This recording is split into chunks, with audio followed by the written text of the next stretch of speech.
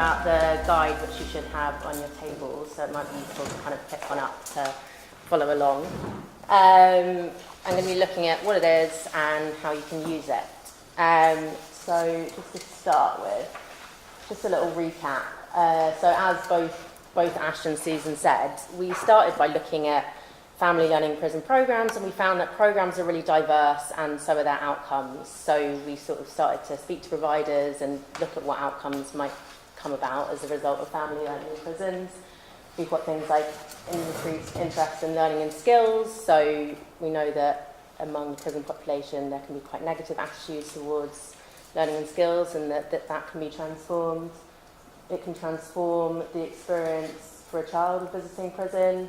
We know from the Lord Farmer report that, in the long run, increased family ties can contribute towards reducing reoffending, and that family learning is one way to do that.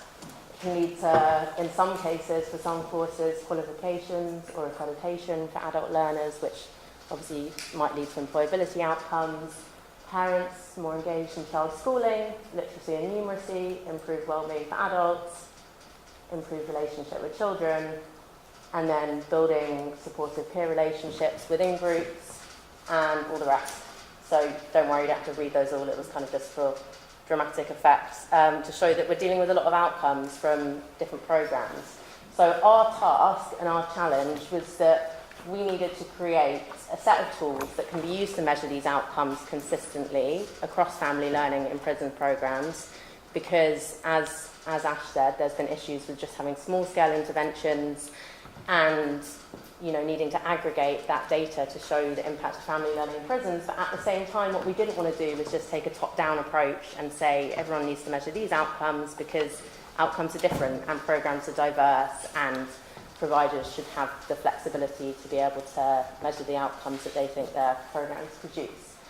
And the other challenge we were facing is that staff, as Ash mentioned, it's not often that they'll be an external evaluation commissioned, or that there'll be someone that works in research within a provider team. So often it will be frontline staff who obviously know loads about the program, but maybe don't know loads about research and evaluation.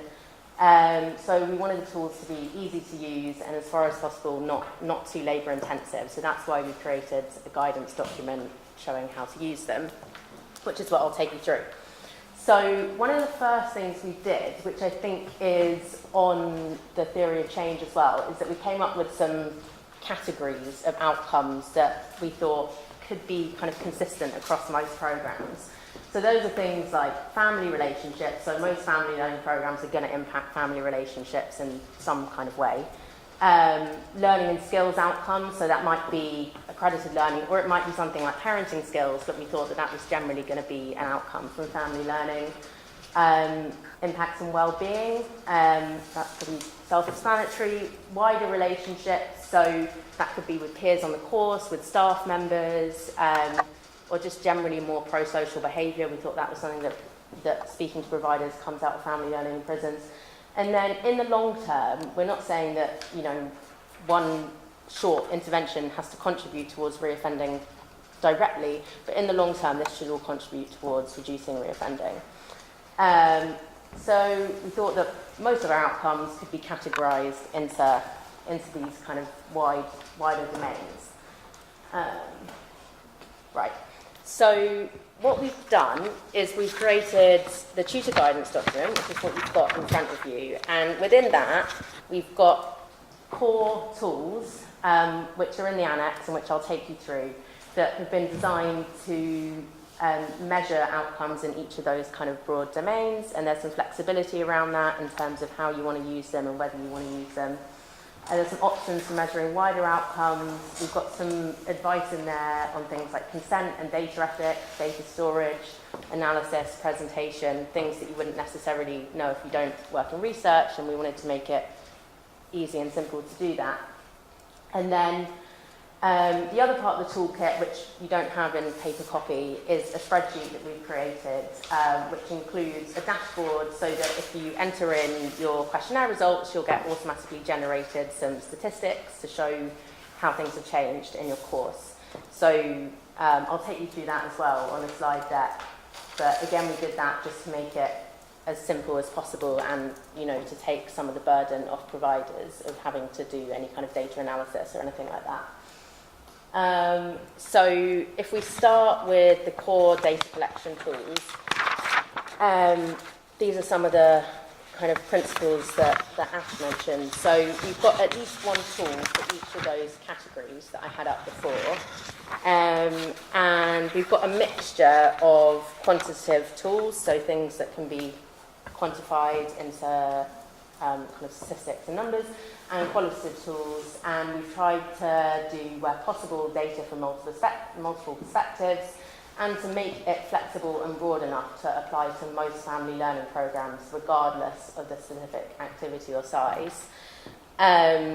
We've put some flexibilities in there that I'll go through as the presentation goes on. But, for example, if it's a family learning day and it's a visit that lasts one day, you're not necessarily going to want to do a pre and post measure in the way that you might do if it was a 6-week course or a 3-week course. So there are some kind of flexibilities in there. So the tools are, the core tools, we've designed a self-completion questionnaire for the offender learner, and that's something that can be used pre and post program and will give you an idea of distance travelled, a feedback form for tutors, a feedback form for other staff members, and then we've suggested using learner progression data and incident log data as measures, and we've also done some optional tools for family members. We found that for some interventions it wasn't appropriate to interact with family members in that way, but for some interventions that did have a better relationship with children or with accompanying adults, they wanted a way to collect data from them. So we've done that too. So just to start off with the learner questionnaire, let me just switch. So if you want to look in the annex of your document, I think it's on page 43, or there's guidance for using it on page 12 and 13. So we've built this learner questionnaire largely on social metrics. So that's just a kind of researchy term, but it's kind of questions that have been through a process where there's been psychological testing and we can say that they measure what they purport to measure.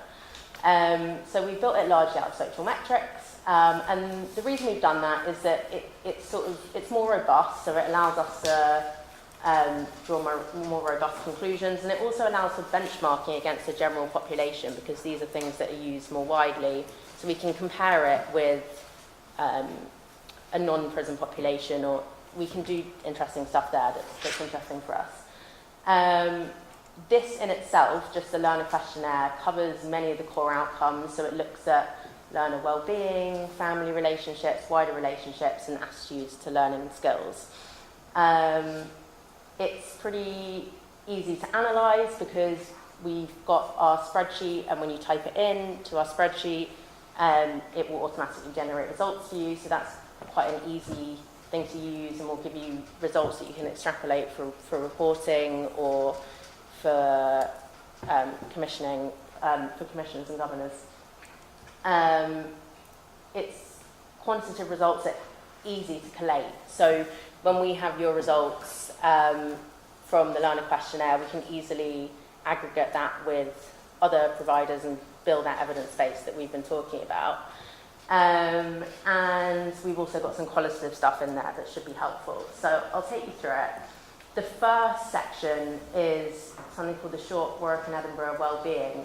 Probably most of you will have either filled one in or recognised it from somewhere, because it's a pretty widely used tool to measure well-being. It's undergone a lot of testing, including within a prison context, so we thought that was quite a simple and easy way to measure that outcome. So that would be completed pre and post programme. The second bit is... What is the second bit? Oh yeah, so this comes from something called the Kansas Parental Satisfaction Scale, and it's also undergone testing and testing in a prison context. It's only going to be relevant if the learner has a child, but it's a good kind of broad measure of relationship and satisfaction with relationship with your child. Next, we have got a section on support networks. we found that, I think Ash mentioned this, but a lot of the pre-existing metrics for support, social support and support networks weren't appropriate because they talked about things like neighbours and frequency of contacts and things that can be obviously really impacted by being in prison.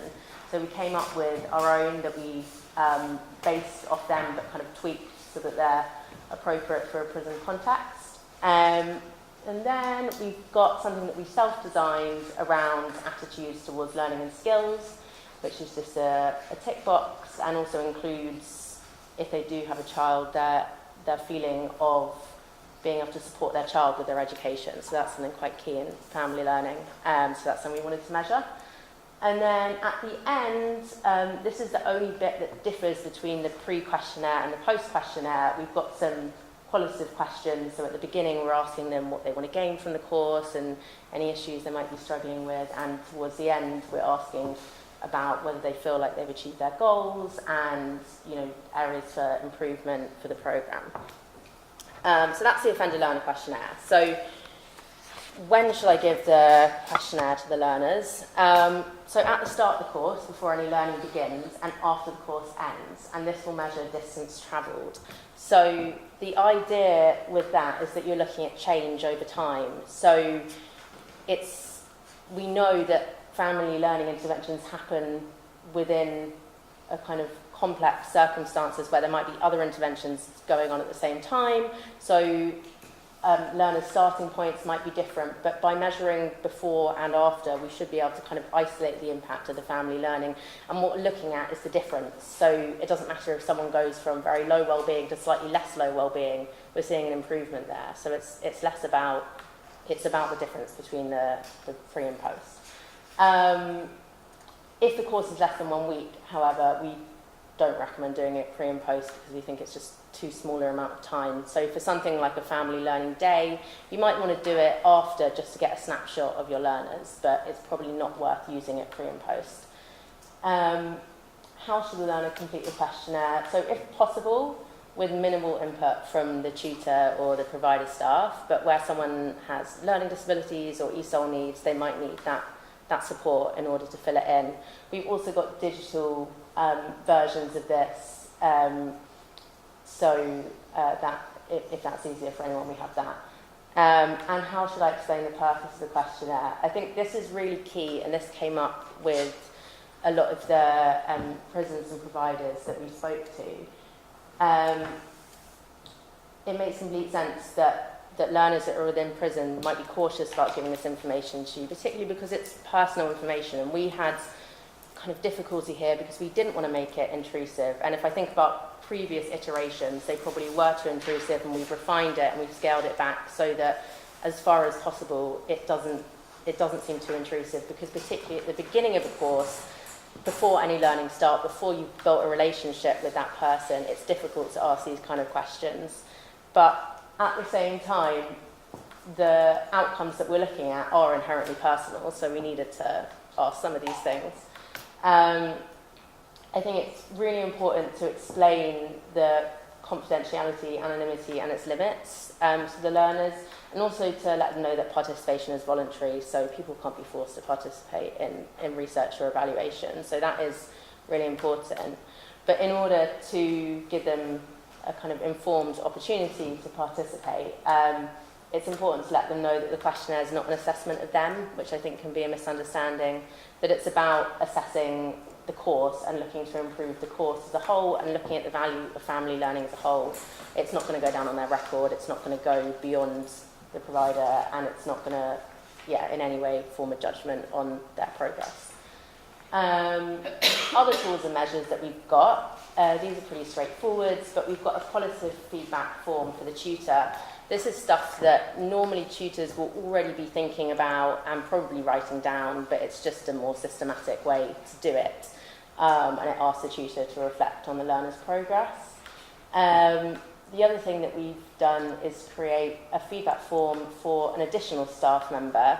We initially had this as a prison staff member, but we came up across loads of difficulties in terms of capacity of prison officers and whether or not they actually had a relationship with the offender. So what we decided to do is just keep it a very short form. It just has 2 questions on it, and it can be filled in by a prison officer, by a librarian, by another tutor or someone else in the education department.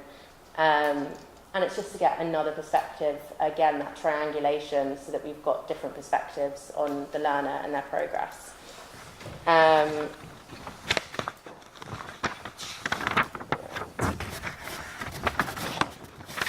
These are 2 other measures.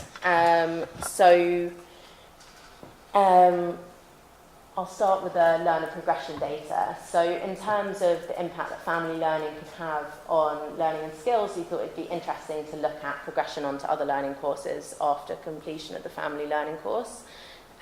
So for most providers, they have access to this on the PNOMA system, from what we can tell, but let me know if that's not true. But we put in a measure of the percentage of learners that go on to another course. And again, that can be recorded on the spreadsheet, and it will let you know automatically what percentage of your learners have gone on to another course if you record the individuals. And then we've got the incident log data, which we have been using as a proxy measure for kind of improvement in behaviour. We came up against quite a few issues here in terms of the inconsistency of how it's measured across different prisons and by different officers. So again, this should be done cautiously, or in some cases not at all, but it's an option. It's an option there for something we've come up with and for something that's embedded in the spreadsheet.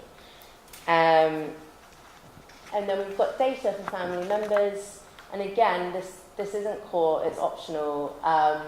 In some cases, it might not be appropriate to speak to children or to speak to other family members, but we've included it, and we've also included some guidance on data ethics when working with children within our guidance document. And where possible and when it is appropriate, this just provides an important perspective on the learner's progress as well as insight into their family relationships. So we've done 2 questionnaires because we know that the way that children aged 4 to 7 and then 7 and up are able to kind of comprehend and understand surveys is quite different. And these we intentionally made them quite unintrusive and just focused on the visit, but it just gives a chance for children to share their perspective on how family learning is impacting them. Right, so if we move on to inputting the data into the spreadsheet. So as I said, we wanted to make it easy to manage, so we pre-programmed a spreadsheet for you. So we've got the first tab, and that just gives space for you to enter information on your program. That's useful if you have multiple courses, and so you need multiple spreadsheets. And if we do have a kind of aggregate database, it would be useful to have, where's this data coming from? It's also useful because, I'll come on to this later, but we've included in our spreadsheet options for storing data for a later Ministry of Justice Data Lab submission if you want to make one, and you'll need this information for that. Then the most important tab is the participant data tab. So it's an anonymous tab. We've got learner ID numbers, so this data will be anonymous, so it won't be personal. And there's space for entering in some basic kind of socio-demographic stuff. We've got drop-down menus for that so that it's easy to use. And this just gives you an idea of who's on your course. And then we've got space for entering data from all the sources that I just mentioned, so all the different feedback forms, the questionnaire. I would say probably the most important things to enter are the quantitative ones, so the learner pre-course and post-course questionnaire, because that will come out in the results page, the incident log data and the learner progression data. The qualitative stuff you can enter in there, and it's a good way to store your data. You might just want to pull out a few quotes that you want to save for reporting. It's not necessarily, you don't have to enter in everything, because we know that's quite labour intensive. And this is what will come out. So you'll get your quantitative statistics. So the first section of the questionnaire on well-being, you'll get an overall score for improvement in well-being. Same with parental satisfaction, social support networks. This is just fake data, by the way, that I entered. So as you'll see, it comes up green if there's a positive difference, and it comes up red if there's a negative difference. So for this fake data, it's come up with a kind of decrease in positive attitudes towards learning and skills, but that's just, it's not real. So, and we also come out with the percentage of people that go on to another course within 1 month, and the average number of incidents both pre and post program. So we all know that family learning is much more complex than just a set of numbers, and there's loads that can be done in terms of quotes and looking at the more qualitative data to try and kind of explain this and really bring to life a course, things like creating case studies.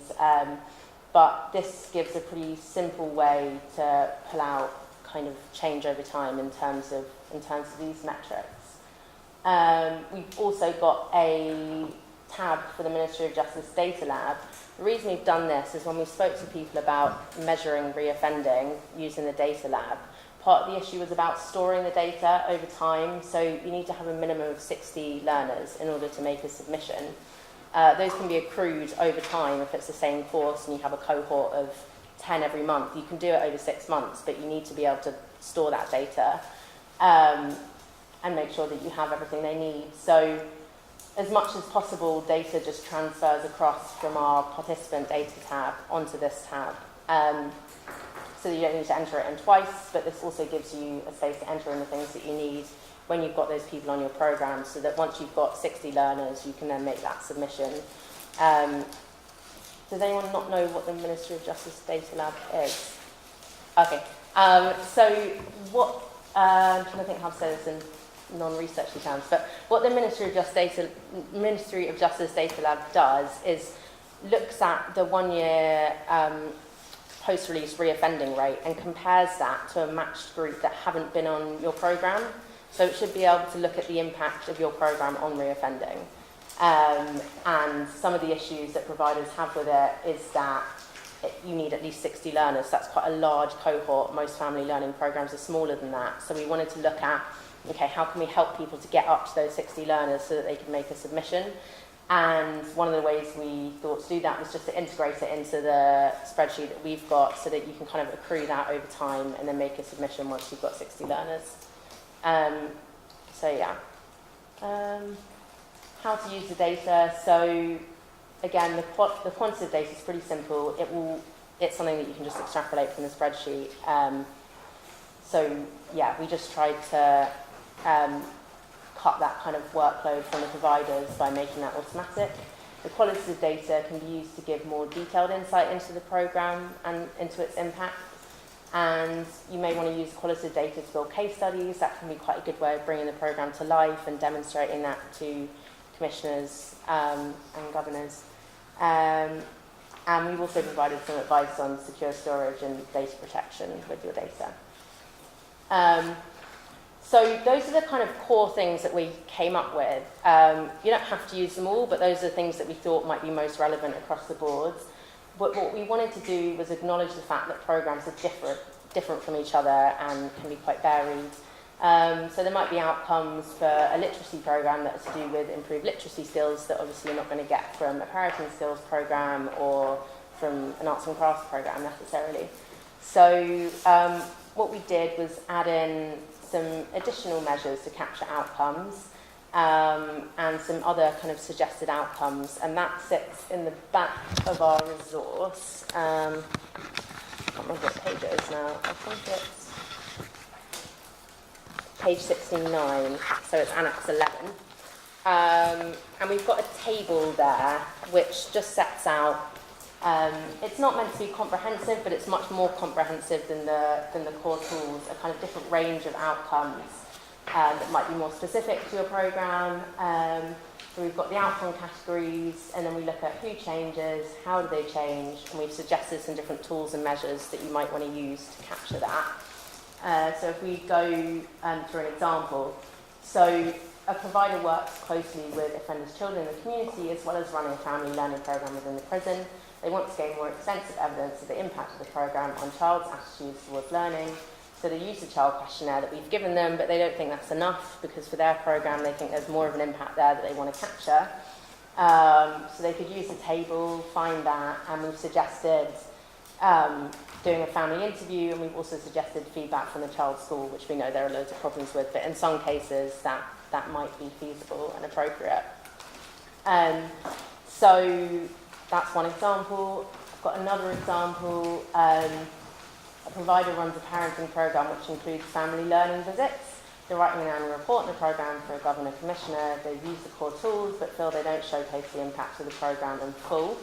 And during visits, tutors have noticed a dramatic change in the way offenders interact with their children. So they use the table and they want to measure, they want to demonstrate the kind of change in the way that offenders and their children interact. They notice more purposeful play and different kind of learning embedded into their interaction. And so we've suggested different tools that you could use to measure that. So yeah, what I wanted to do, we can do questions first, but is a practice round where I'll hand out different kind of types of interventions and we look at how we could use the tools to measure them. Yeah. I've got a couple of questions. You said use the table. I couldn't really get how you use the table. So, okay. You go to the section, when you go back one slide, don't mind? You go to evidence of change, is that where you look?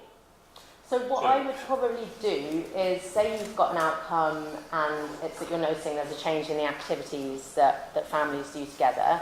I would look within the outcome domain, so it's obviously a family relationships outcome, so you'd probably look there and see if it's something we've got and if we've suggested measures for it, and if we have, we will have suggested kind of when to use them. Okay, and then when you go through this, so for example, the additional staff feedback is, a narrative. Are you saying that's only qualitative? You've not made it quantitative at all, as in you haven't made it like if it's positive or negative. So how many positive comments have been made, or how many negative comments have been made? No, we haven't. Is that something that you... No, I just thought that it's an easy way to see whether you tick the box to see if it's a positive comment. So I'm biased because I'm mainly a qualitative researcher. Quantitative results are great, and they're great for aggregation in particular. So it would be very difficult to aggregate qualitative feedback from all family learning prisons into one database to say this is what family learning does, because it's just more nuanced and more complex than that. But what qualitative stuff can do is really kind of contextualize and bring to life an intervention and just demonstrate the kind of complexity of it. So it might be that a learner's, on an individual level, like a learner's well-being has decreased. Well, when we put that into the aggregate kind of quantitative evidence base, it will kind of come out in the wash, like, those individual drop-offs. But the kind of qualitative feedback can really kind of highlight the complexity of like why that might be. There might have been some external thing that intervened there. And so we've done the learner questionnaire as quantitative because it's probably, data from the learner themselves is probably the thing you most want to focus on. And that's, yes, Susan? I was just going to say one of the reasons that we've done the qualitative route in terms of the staff observations, etc., is because we have got something that is not subjective, which is the incident log data. So if you're saying that at the beginning and the end of a period, the number of incidents that were recorded over that time has lessened, and that's actually quite a powerful quantitative measure. So we didn't want to mess up. We didn't think we needed an extra quantitative measure for the staff perceptions, because that's actually much more difficult and much more subjective. But I think what we're looking at here in this toolkit is what Ash was talking about, is about triangulation. It's about looking at what information, what data can we get to strengthen our case for this had made a difference, and it comes from many different directions and many different forums. So I think what Ricky's saying now, that qualitative is useful, It is useful, and it's useful in a different way, but not subject to the same quantitative analysis. Sorry. I'm going to pile in here as well. The other thing is the scale of it. So over a couple of years, you might have 60, 70 learners. You can do quantitative stuff with it. Over a couple of years, you might have 3, maybe 4 tutors living the course. Even if you can quantify that, you can't draw anything from it. So for that particular group, qualitative measures are much better. We've got the learning records, we've got the quant stuff from the learners themselves. Good. Question, thank you. Anyone else? We've also got the issue of churn with prisoners, Mm. which certainly where I'm working is a massive issue. And for me, I think there's a lot of it, I think it's great. For me, there's still something before we get to the point of having a group, giving them those questionnaires. It's the kind of how you get there. But it's what goes before the recruitment into these programs. I was wondering if that sort of, so the way that I see this questionnaire working would be to wrap around the kind of family learning element. So I was wondering whether that kind of fit with what you were saying earlier around needing interventions before you get to that point, and whether for you it might be something that wouldn't come at the beginning of the intervention but might wrap around, for example, a parenting course that comes later on. Yeah, and I think it's understanding where individual prisoners are coming from. Yeah. And I think about children's services, where we've got child protection, a lot of children in care proceedings, a lot of things like restraining orders and things, which is also quite complicating. And I think it's about kind of understanding where individuals are at in coming and what their expectations are coming to the programme as well. So I think it's about knowing your cohort almost before you get to the point of actually getting them into a room and getting them onto a course. But I'd say against that you've also got quite a churn. So we've got a lot of prisoners on remand who might engage very well with us, but very, very briefly and they're gone. And that's quite an issue. Yeah, and actually on that turn point, I remember, because it was after we met you and your colleagues, we talked about what should be included in the tutor feedback, and we created that space for people to say, the person left the course because they moved prison, all those external factors. And then again, it's kind of thinking about, we wanted to make sure that we account for that move, because that's beyond the control of the individual learner, and it's beyond the control of yourself. It's an external factor that you need to address. So we do want to capture it. And again, hopefully that the tutor feedback would be the way that you'd be able to at least start getting an idea of what the reasons why someone disengaged from the course is, and then, Or actually don't ever start, because I think sometimes we see people, it's not the right thing at this point in time to actually be in the room on a family themed course. I mean, I had a classic one, this week of a chap who wants to evidence that he's doing the right thing while he's in prison, but actually, once we unpicked what the reality is, care proceedings final hearing, his children are going to be adopted, and actually it is not the right thing, and yet he absolutely, no, I must do this. And we have to say, no, this is not right for you. You needed, support to actually come to us what happened. So it's being able to kind of, capture that, and also being able to ensure, to say that it's the right thing. I don't know that it is always the right thing. I think that's what you're saying there is not right for everybody. It's just like this programme is not right for somebody who's on vocational training course, because that's bricklayer. This is specifically for people that are doing family learning. They're not doing family learning if they're not ready for family learning yet, because they've got their own interventions. There's processes around that, isn't it? So it's part of the business sequencing and planning of their curriculum.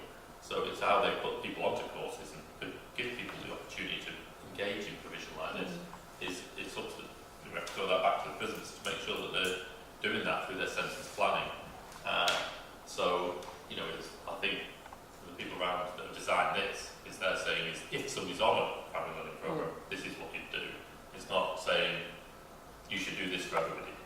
And we wouldn't envisage you giving it to them at the first point of contact. It would be if it is the right thing for them to do and if they are going to take part in a family learning course.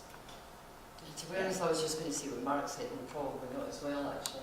I mean, if we were trying to make that tool something for everyone, then we'd be looking at how many people would like to do it, how many people actually go onto it, you know, all that kind of stuff. Now, as Mark says, there is a whole process from inside the prison, as you know, we're accepting people onto a family learning course in prison, and that's got lots of different considerations, much of which the tutors won't know about. So, what kind of restraining orders are there? Well, that's not appropriate for AUB. What kind of offence was it? Is there detention, history of violence, etc., etc. And then there's the attitudes of readiness as well, and the priority in the learning plan for that prisoner in that prison and for that sentence. So I think that they're not separate issues, obviously, but this is purely a tool for people who are doing a family learning course.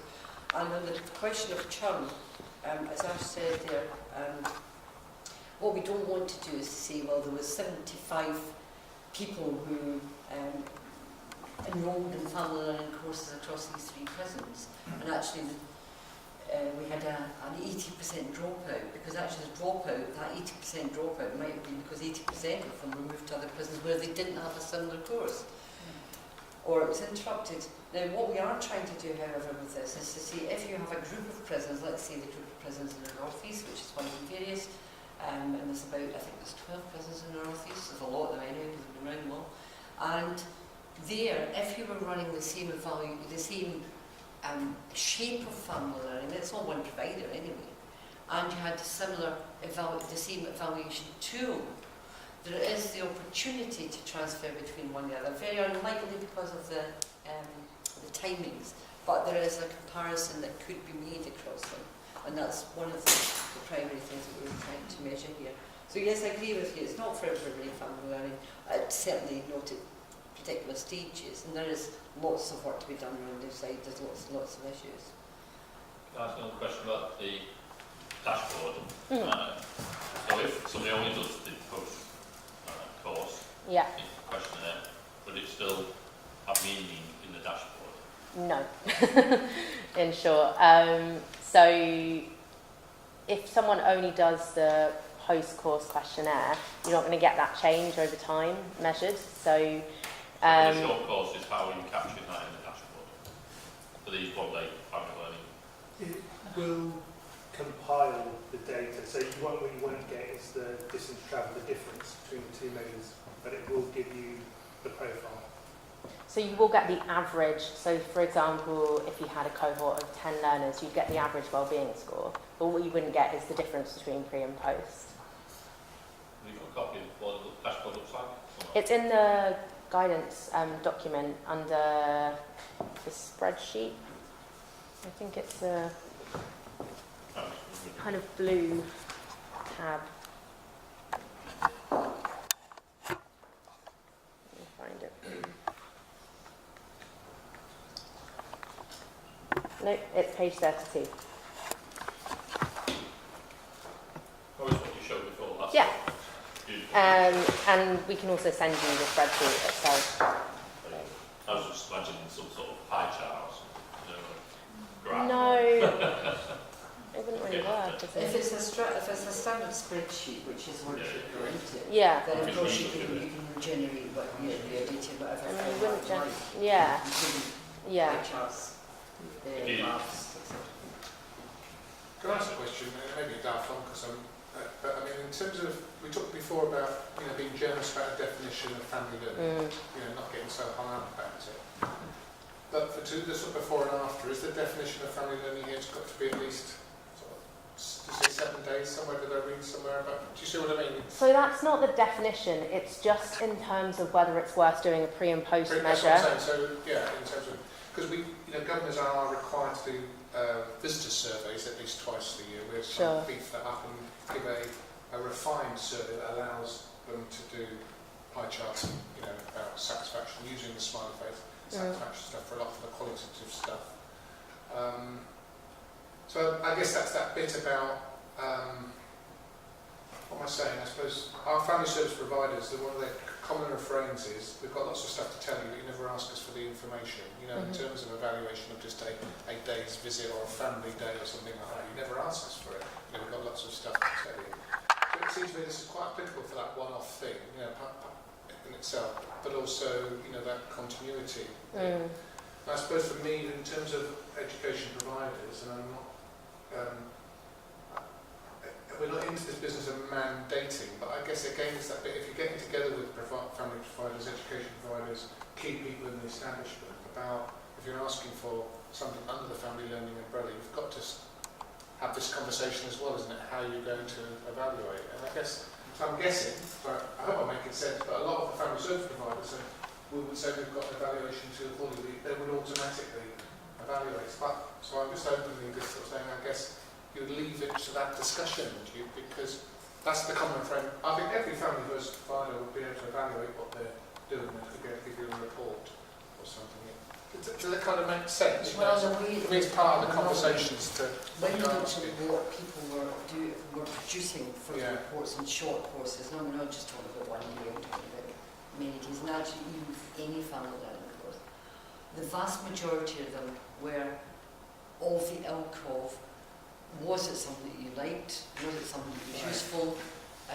Did you like it? It wasn't really looking at outcomes, whether short in any sense, not intermediate, not long, but not even short. So what I would say, please correct me, and in fact actually you two should probably learn this better than me, in terms of a one-day intervention, you're not expecting that a one-day intervention, playing together, etc., is going to make any substantial long-term impact. However, personally, I think it could have a short-term impact. So, let's say you had a good time at family around day, the parent, the prisoner, is, oh, actually, that was really good, maybe I should do more about that. Is that then the stimulus for signing up to or planning to be taking a family learning course, which would give a more sustained impact? So there certainly could be some.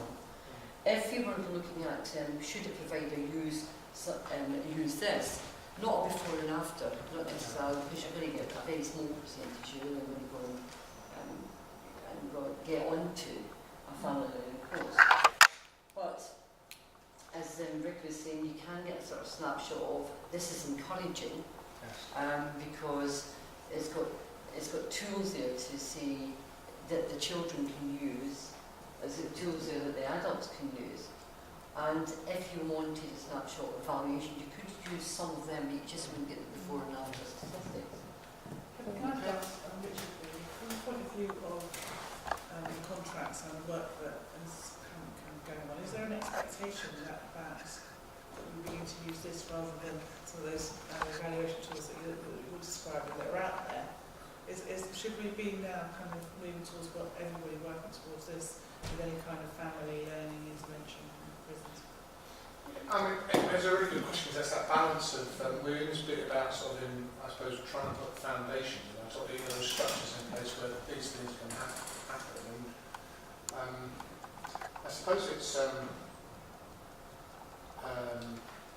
introducing tools. It's that bit about, and you must use this, because for example, the visitor survey, we're going to put out when we did the families measure, we're going to probably put out a tool which is built on what we think is the best visitors survey. For example, we probably won't say you must use that, because the must is you must have you must do a visitor survey. I think they'll say at least two times a year, and you have to demonstrate how that feeds into your development use criteria, and that's our common frame of this. So I suppose that the must is that you must survey, and here the must, if there's a must, it's that you must evaluate. Do you see what I mean? So this is interesting, and whether we spec, and here's one we prepared earlier on. That's the sort of, and I think it's probably one of my things I would say is how do you get this out? Because it's about giving tools, isn't it, that establishments. So here's a good tool that can be very flexible for this one, family day, or can provide some continuity. I suppose I'll ask. Sorry, I'll push back to you then. In terms of the new contracts, how much are we saying to more traditional learning or some of those learning outcomes, how much is it being said in there about how the provider must provide evidence of X and Y? Or is it just simply based on qualifications? Is that the only sort of outcome for learning generally? Do you see what I mean? You know, is it going to just be a outcome? I think a lot of this stuff would be really useful, not just from a prison point of view in terms of what we're evidencing as family work, but it may also be useful evidence to generate for Ofsted inspections, for sort of self-analysis and our sort of SAR, self-assessment reports and stuff. So this is something that I'm very keen on using. However, I could probably, maybe I'll see you at the break or at lunchtime or something. How do I actually access it? Yeah. How do I get my learners on to answer these questions so I can fall as well? Can I just say something about accessing it? We have already sent it to the NICO Yeah, site. no, that's fine. Yeah. The films that were taken today, plus the presentations, plus this itself as a publication, plus it's in the spreadsheet format, and there's something else. Oh yes, the last year's publication as well, which led up to Just for Interest, are all going in multiple places that you can get, and you will get a list of these. NICO itself, on the virtual campus, under the Families tab, which Lewis can tell us where that is again because I've forgotten, but we got one set up last year with Megan X specifically for family learning in prisons. It's going in Learning Works website as well. We will send it out through the mailing list, mailing list is not our mailing list, it's HMPPS's mailing list, because we're very keen that it doesn't just go to tutors, but it also goes to commissioners or people who are responsible, so heads of learning skills, reducing reoffending, governors, etc. We haven't done a huge print run of this, so the people who are here are practically probably the only people who are going to get it in hard copy. But we will send it to all of that lot. What we are saying today, however, is a special offer, I'm very good at this, is if you're here and you want more than one, that's fine, because I don't want to carry them back. But we're not going to do what we did with the last publication, which is sending around to every prison in England to 3 or 4 people. A, it's very expensive, and B, we found that we're not absolutely sure that it got to the right people. Anyway, so there's multiple channels. Does that make sense? And the films do have a purpose, so to put the context. So if you were doing, for example, a development day with staff, you could use snippets of the films, you could use stuff itself, and we're going to have some interviews afterwards. Mark? Excuse me. I think the idea of the output, and the gentleman just mentioned that is really useful. It's a really useful tool for something for us to capture for family learning, because there isn't a qualification-based output for a lot of the interventions we're doing, like homework clubs, for example. Currently, we try and find an output, and we try and find our own. So, for example, one of the techniques we use is that we set people targets at the beginning of the course, and then at the end of the course, we measure whether they've achieved those targets. And then we can then see whether there's been an outcome based on the provision that we've provided. So we always want to, like we said, we want to always capture evidence for Ofsted, for our own contracts, and for planning and curriculum to see whether things are worthwhile. So this is going to be really, really useful. My question back to you is, I can see you piloted it to create it, but have you piloted it now that it's been created? And have you got some outcome, like to say that it is actually being utilised in the way that we hope it's going to be utilised yet, or not? Well, the answer to that one, Mark, sorry, I'm just going to share it with you. Sorry. Is, no, you're right, we haven't piloted, now it's been created. It was piloted at every stage, so every bit of it has been tested. But that's not the same as doing a sort of concept. What we would like to do is to go back to HMPPS and say, we have created this. What we would like to do is to pilot it, get some data and see how it works. and support prisons where required to be able to complete or to be able to customise the use of this tool for their own context, if you like. Whether or not HMPPS funds that, of course, or not, is out of my control, I'm afraid. I'm just going to roll a lot. I think also what would be really interesting from our perspective is when we get that aggregate database to start to look and do some data analysis in terms of the impact of family learning in prisons, looking at different demographics, looking at different courses and how they work. That would contribute towards the kind of gap that we first identified at the outset of this project, which is that there isn't that aggregate data. Like I said before, we've been involved in helping you come up with the ideas and create the ideas by answering questions at different points. But we are willing still to continue to try it out for you once you just need to push me a bit more. Can I just go back to Kerry's point about the level of some mandation compared to doing it on your own? My only observation on that is that I would very much lean towards more sort of youth providers or the prisons themselves adopting this voluntarily by seeing the value of it. But it comes back, you can force people to collect data through commissioning practice, and it's done regularly. The problem with that is it then gets thrown into that tick box exercise. You don't get a visual on what the outcome is, and then that if that's the case, the people collecting the data, in this case the tutors, are going to be really key to this. They're not going to see the value. They're not going to invest in it. They're just not going to spend a lot of time doing it. If you can get their support, if they feel part of that process, it will improve the data, and that improves your evidence. If you force people to do it, it just gets rushed, and the data you get is junk. Yeah. I would completely agree with Ash on that one, actually. I think what I'd be keen on, but of course I'm not HMPPS or even MOJ, but what I'd be keen on is that people recognise that a shift towards outcome-based measurement is key to keeping going, to making your case, to satisfying Ofsted, to satisfying governors, quality improvement groups and so on, that what we did as a sector in the past is not necessarily the best way forward, which tended towards the less rigorous end of evaluation. Now, by that we don't mean that everyone's got to be quantitative, etc.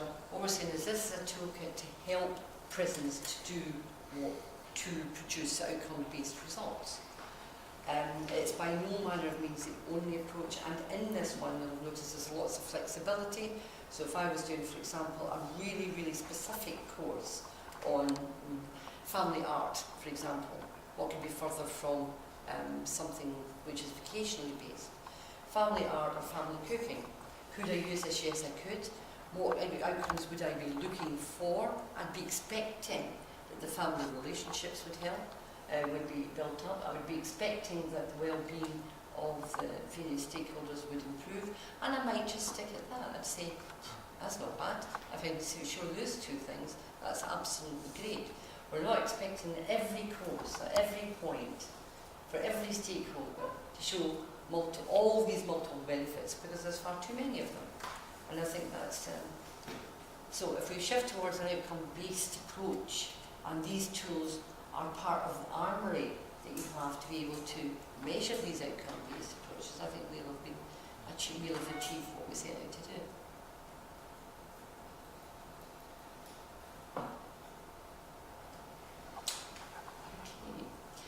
Okay. Right. Do you want to do your going to your next class? Have you gone? Oh, so yeah. Okay. In that case, then let me just turn back to Mark again and ask if he can just summarise his thoughts. Richard. Sorry.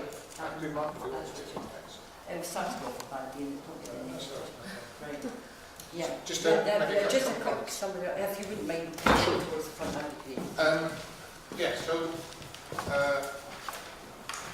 I think Mark picked up a couple of things. I mean, in terms of the role, and I sort of started off by talking about and the importance of structure to get things into place to sort of provide an enabling environment. So I think the things I'm taking out of this is, given that I'm families leader, we've talked about education in those two terms, there's definitely something for me we've got to take forward about giving more, creating a clearer conversation about what is family learning. We've said that it's a generous definition, but I've got to get out there, and part of my role into the linking with this side of the family sort of work is engaging on what is family learning, because I think there's some key people there.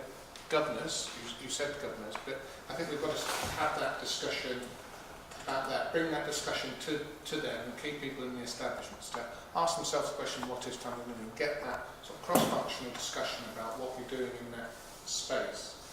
And I think there is something there for me about, if we're going to encourage that conversation, and therefore encourage activity across the family education sort of functions, then we do have to start thinking ourselves about how is that evaluated, and that issue about are we just enabling, are we just saying you must evaluate? I think that's a principle, and this becomes a useful tool to take that forward. So the practical things I've got to do is have a discussion with the board, which is the original person here. So we need another engagement about this area, so we cross that divide between families and education, so we do something together. I think personally, I talked about we had a families conference. We had our second families conference in the spring, and definitely we need to have something on family learning as a very clear part of that, to sort of make that link together. So yeah, I think it's about raising the profile, cutting across boundaries. It's just the theme of my work is when things cut across boundaries, sometimes they get a bit lost. So we've got a responsibility with our education partners to make sure that happens. I'll start having some conversations, encourage the debate locally, enable them, and then this becomes a tool. Because I think most of them said is that as a principle, if we're going to do something, we have to evaluate it in some shape or form. It's not just good enough just to leave it alone. So they're the themes that I've got, and I'm just reminded that Lord Farmer, had Lord Farmer as one of his, had family learning as one of his offers, so that provides a drive for governors to get focused on it. That's my comments. Okay. Well, thank you very much.